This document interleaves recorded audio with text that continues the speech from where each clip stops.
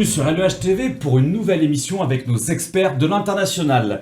Nous allons aborder aujourd'hui le thème du recruter. Recruter comment? Recruter des futurs talents au service de son développement à l'international.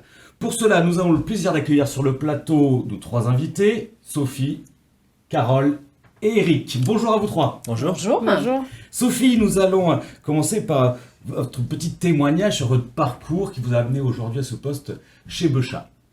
Donc effectivement, la thématique, c'est recruter vos futurs talents d'international. Aujourd'hui, je suis pas sûre que je sois un talent. En tout cas, je suis à l'international chez Bechat depuis 23 ans. Et moi-même, j'ai commencé en tant que stagiaire pour le back-office au sein du service commercial export de Bechat International. Et aujourd'hui, après 23 ans, je suis directrice commerciale export. Donc grâce à l'entreprise qui m'a fait confiance, j'ai pu acquérir les compétences et au fur et à mesure des années, prendre des postes qui me permettent aujourd'hui d'animer un réseau et des équipes à l'international. C'est dans l'ADN de Bechat, ça? C'est dans l'ADN de Bechat depuis que l'entreprise est créée. Georges Bechat en 1934, donc cette année ça fait 90 ans et au moins plus de 50 ans qu'on travaille à l'international. Donc on est une vraie entreprise marseillaise à l'international avec une couverture de plus de 110 pays aujourd'hui qui achètent des produits Bechat tout à travers le monde pour plonger, chasser, faire de l'apnée et du snorkeling en famille. Donc une passion. Une entreprise de passionnés, on l'entend effectivement. Passionné de l'activité, passionné aussi du commerce en fait, puisque c'est aussi notre mission de partager à la fois cette activité, mais aussi de faire évoluer nos besoins, nos produits pour satisfaire les besoins de nos clients. Par des études qu'on mène parfois ou souvent avec des étudiants, entre autres, des différentes institutions qui nous aident également comme l'APEX et qui, étant membre Bechat de l'APEX, nous donne aussi l'opportunité d'aller dans les écoles pour faire nos recrutements ou des travaux avec différents étudiants. C'est combien de collaborateurs aujourd'hui, Bechat? Aujourd'hui, chez Bechat, nous sommes 85, avec une entreprise complètement intégrée, le développement, de la fabrication, toute la partie financière, le marketing, la communication, le commerce, basé à Marseille, une filiale en Espagne. Nous avons aussi une équipe commerciale en Italie et un réseau de distributeurs et de revendeurs tout à travers le monde en fait. Des talents à manager. Des talents Merci Sophie, je reviendrai vers vous tout à l'heure. Carole, vous représentez la Cadenelle, l'établissement qu'on connaît bien sur ce plateau et sur LEH TV. En quelques mots, la Cadenelle. Alors oui, effectivement, la Cadenelle, un tout petit peu plus jeune que Bechat, puisqu'on vient de fêter nos 80 ans. Effectivement, la Cadenelle accueille environ 1000 étudiants par an, de la seconde au bac+5, et sur 4 métiers principaux, tout ce qui est hôtellerie, restauration, tourisme, tout ce qui est santé, hygiène, gestion, finance, et la partie commerce, donc qui fait le lien avec l'international, où on a un BTS commerce international, un BTS plutôt vente NDRC, et on a également un bachelor commerce international que l'on ouvre à la rentrée en septembre. Justement, Carole, au sein de la Cadenelle, quelles sont vos actions au service de l'entreprise ou avec l'entreprise? Alors effectivement, à la Cadenelle, nous avons vraiment le souhait de travailler cette porosité entre le monde de l'entreprise et les apprenants, et on travaille sur un certain nombre de sujets. Par exemple, on organise 2 fois par an un job dating qui nous permet de mettre en contact les entreprises et nos étudiants actuels ou futurs qui cherchent un stage, qui cherchent une alternance ou qui cherchent même leur premier poste. Ça, c'est un premier sujet. Un deuxième sujet, c'est la relation qu'on a avec les réseaux d'entrepreneurs et de développement territorial, l'APEX bien sûr, LEHV également. Et puis un troisième sujet qui est voulu par l'éducation nationale, qui est le bureau des entreprises, donc dans le cadre de la réforme du lycée professionnel. Et donc la Cadenelle a anticipé ce projet, va même plus loin.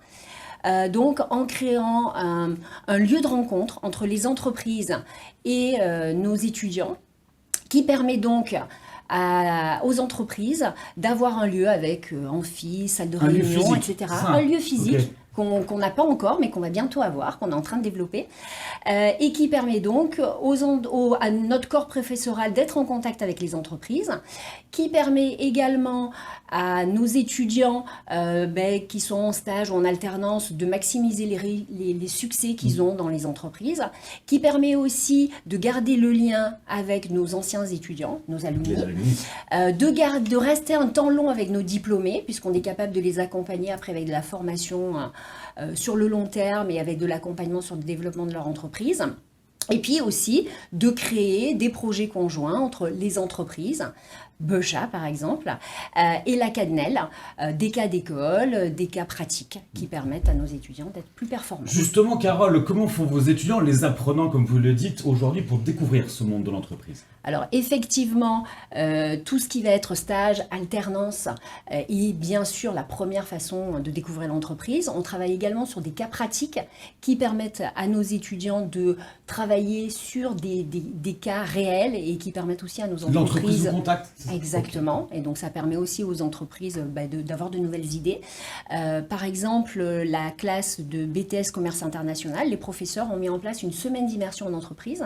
Donc les étudiants choisissent une entreprise dans laquelle ils vont pouvoir faire tous leurs sujets scolaires au cours des 1 an et demi, 2 ans de cours qu'ils vont avoir. Ils vont pouvoir faire leur étude de marché, par exemple. Ils vont pouvoir travailler sur la stratégie digitale, sur le lancement d'un projet à l'international. Et donc, on voit que ce type de projet, ça permet de nourrir à la fois le monde de l'entreprise et également le monde des étudiants. Les étudiants eux-mêmes. Voilà. Effectivement, des cas concrets. Merci, Carole, pour cet éclairage. Et nous avons la chance d'avoir Eric, qui est étudiant à l'établissement Périmont en tant qu'ingénieur d'affaires, je crois que c'est ça. Exactement. Eric, est-ce que vous pouvez nous parler un petit peu déjà dans le premier temps de Périmont, cet établissement? Périmont, donc c'est une école qui a été fondée en 1938, qui tient son nom de sa fondatrice justement, Jeanne Périmont, donc qui avait pour but d'apprendre de métier à des jeunes femmes. Aujourd'hui, on suit un petit peu la même conduite, on va dire. On apprend des métiers à des jeunes.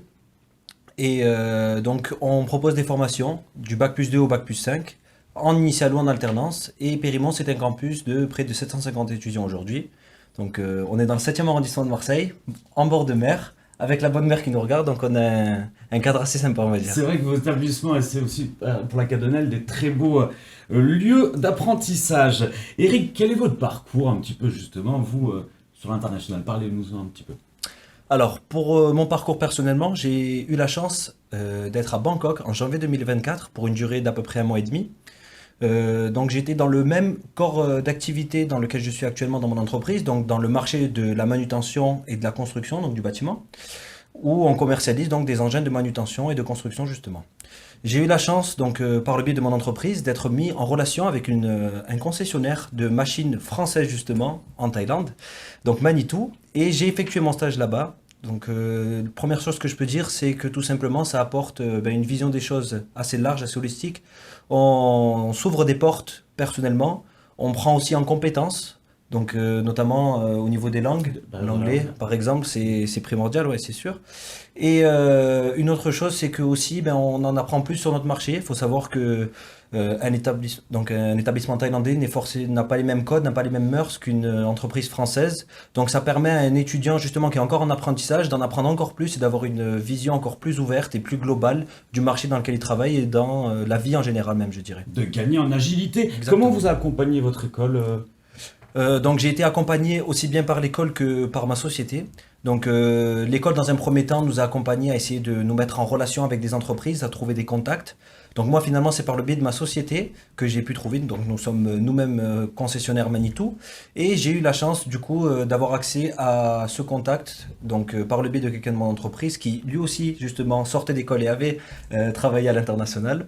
Par la suite, c'est Périmont qui s'est occupé de toutes les démarches administratives, de vérifier, de concorder, aussi parfois de convaincre les entreprises pour certains de mes camarades, parce qu'il faut savoir qu'expliquer à une entreprise qu'un alternant qui prend la même place qu'un salarié dans une société qui, au final, va se retrouver à quitter l'entreprise pour 1 mois, il faut justifier en quoi c'est bénéfique pour lui. Et d'après les retours, il faut savoir que les employeurs sont plutôt contents, au final. Pour que ça dure. Pour eux que ça dure, exactement. Merci pour votre témoignage, Eric. Sophie, comment ça se passe concrètement au sein de la société Becha, cette relation avec l'école? Cette relation avec l'école, on la vit, puisque nous-mêmes, on accueille des stagiaires donc dans nos différents départements, que ce soit au commerce, à l'industrie, la recherche, le développement. On a régulièrement des stagiaires ou des alternants donc, qu'on accompagne, qui nous donnent aussi, comme le disait justement Carole, parfois des nouvelles idées, il faut aussi se rechallenger, parfois écouter l'évolution aussi de ce qui se fait aujourd'hui dans les écoles, les apprentissages, on parlait de digitalisation l'organisation il y a 5-10 ans. Aujourd'hui, c'est complètement intégré. Voilà, donc les étudiants nous apportent aussi C'est souvent. ça, Voilà, donc nouveau souffle. c'est un nouveau souffle. Il faut surtout rester voilà, au niveau, je crois, et aussi partager notre expérience. Oui. Je crois que personnellement, vous êtes beaucoup investi justement dans cette relation école-entreprise. Oui, Des exemples. et j'ai l'honneur d'être la marraine cette année de la Cadenel pour cette section commerce international. Donc je suis ravie de pouvoir voilà, partager mes expériences terrain, parfois juste d'organisation, mais comment vous faites pour partir 15 jours, 3 semaines, qu'est-ce qu'il faut préparer, le passeport, des documents spéciaux, et comment ça se passe, les monnaies, etc. Donc voilà, un côté aussi le plaisir de partager notre expérience, mais aussi parfois de rassurer des étudiants, de conforter des choix, des orientations aussi de métier. Voilà, donc c'est plutôt assez satisfaisant.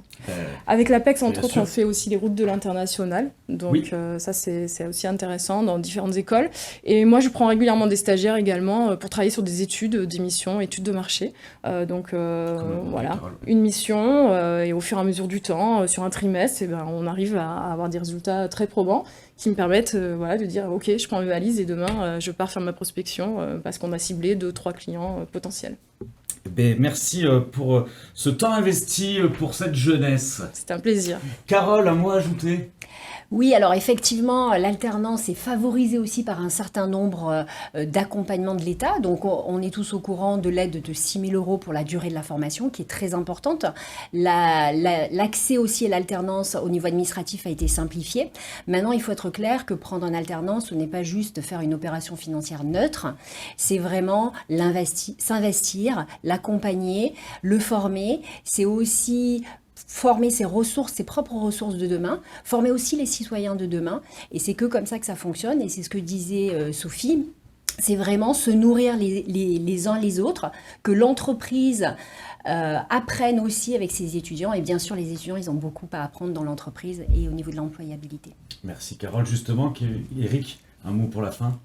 Je vais même en dire deux, si vous me le permettez. Bien sûr. Un mot pour mes collègues étudiants. Dans un premier temps, si vous avez l'occasion de partir à l'international, je vous le conseille, foncez, ça peut que vous ouvrir des portes, aussi bien de manière personnelle que sur le marché du travail. Et un mot pour les entreprises, recrutez des jeunes, faites-leur confiance, formez-les et vous ne serez tout simplement pas déçus. Merci Eric pour ces jolis mots et cet enthousiasme. Je vais conclure cette émission très riche et où tout le monde aura compris l'intérêt de cette symbiose entre l'école et l'entreprise. Et pour ma part, je vous dis à bientôt sur les routes de l'international. Bientôt.